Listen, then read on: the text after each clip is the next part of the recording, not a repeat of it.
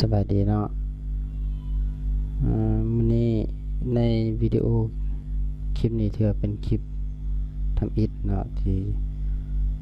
เฮ็ดขึ้นมาซึ่ง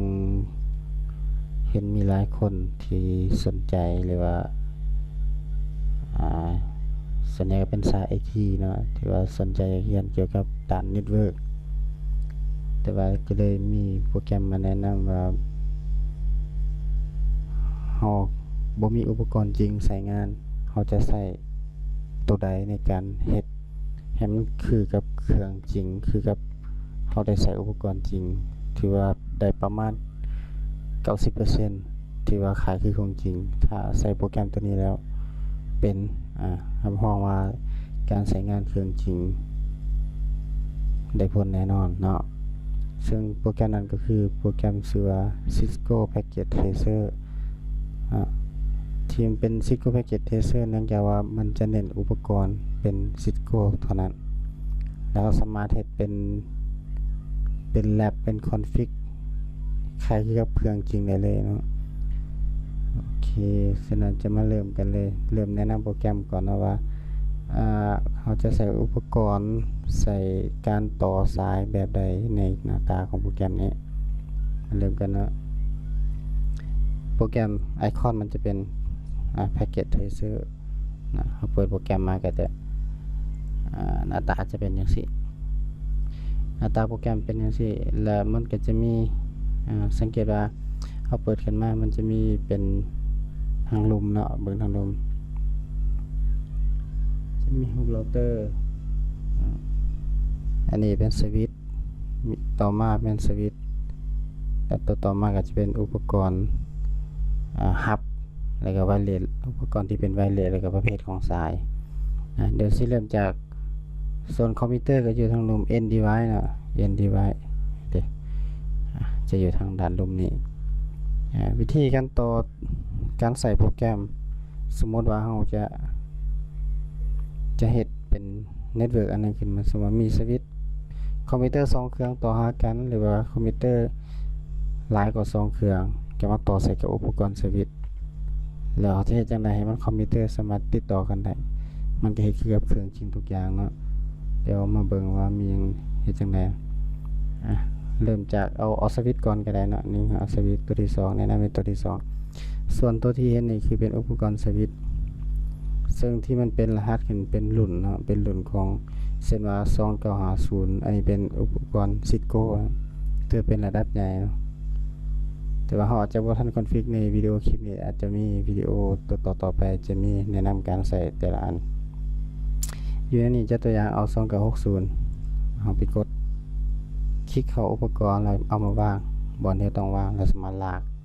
ไปจุดใดก็ได้ใช่ไหมบริยางเราโปรแกรมใส่ง่ายๆแล้วก็ไปเอาคอมพิวเตอร์มา End device ตัวนี้เป็น PC เอามาไว้สีมันจะขึ้นเป็น PC อยู่นี่ PC laptop server ยังก็ไปมีปรินเตอร์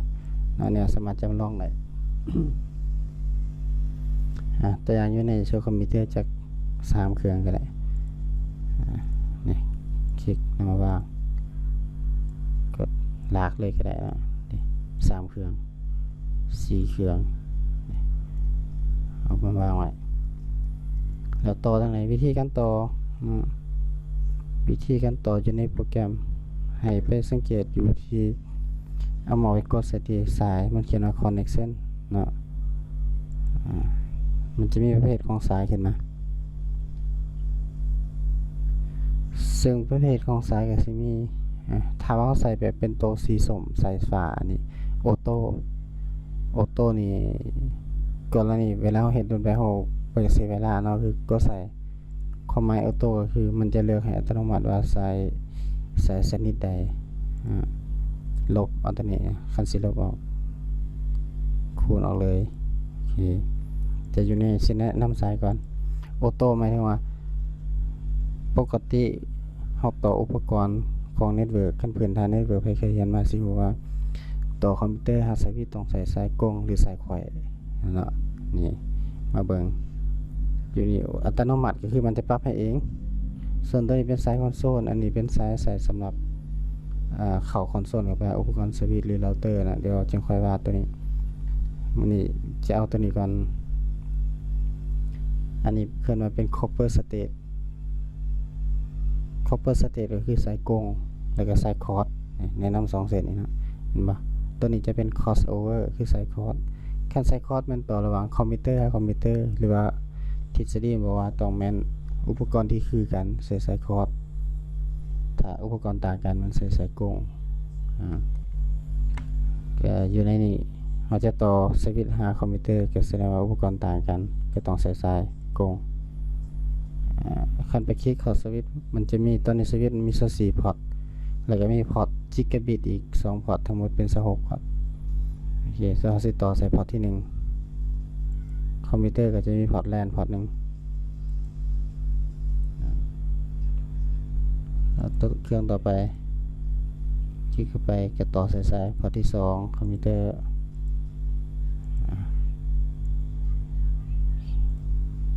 คิดคือกันเนาะต่อให้มันครบก่อนนี่วิธีการต่อเนี่ยอันนี้คือต่อสายหลังจากเขาต่อสายสังเกตมันจะมีสีส้มอันนี้เราถ่ายก่อนให้มันขึ้นคือสีส้มมันเป็นอย่างมันมีเพราะว่าเวลาเราต่อมันใช้ประมาณ50 วินี่แหละในตัวโปรแกรมเนาะมันจึงค่อยเฮ็ดให้มันเป็นสีเขียวได้ตัวนี้เขียวละมันจึงค่อยใช้งานได้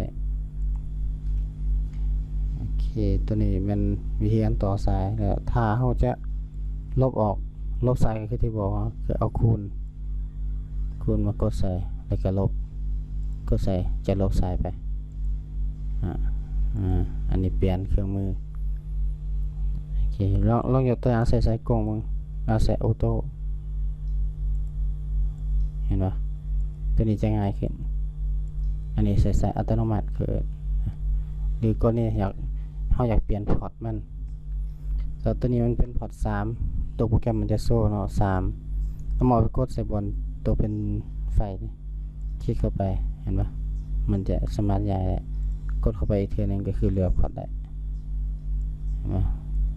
นี่กดเข้าไปเลือกพอร์ตเปลี่ยนได้ โอเคอันนี้แต่ว่าถ้าบางคนเอาลงโปรแกรมใหม่ๆบางทีมันบ่โซ่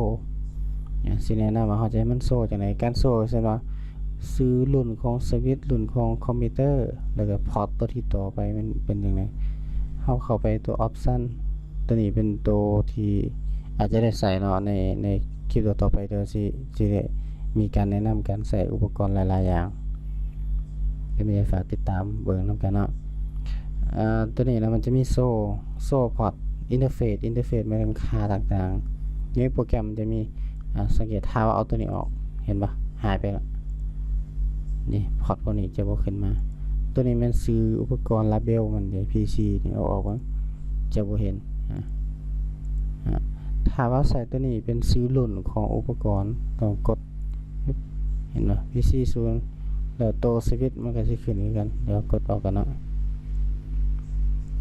ตัวสวิตช์แดงมันจะขึ้นเป็นรุ่นขึ้นมาสังเกตว่าสวิตช์สิเป็นรุ่นเดี๋ยวดึงมันตรงนี้ให้มันเห็น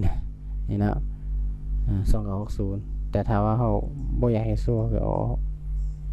ตัวนี้สังเกตแบบนี้นะกดนี่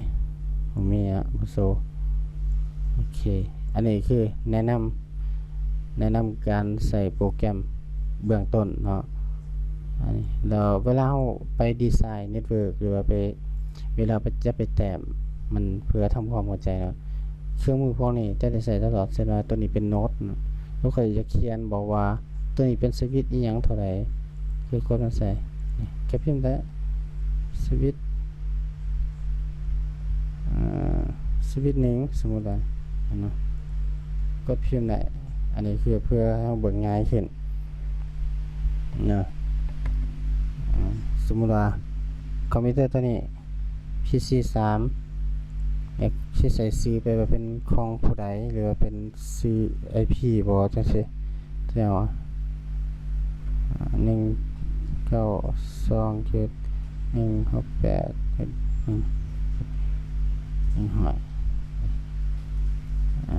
สมมุติเขียนใส่แบบนี้โอเคอันนี้ก็เป็นการใส่แบบเบื้องต้นเนาะเอา เอาเป็นว่าในวิดีโอต่อไปเราจะมาเบิ่งวิธีการตั้ง IP แล้วต่างจากไหนมันคอมพิวเตอร์พวกนี้เห็นกันเนาะโอเคสำหรับคลิปนี้หมดเท่านี้กันขอบใจสำหรับติดตาม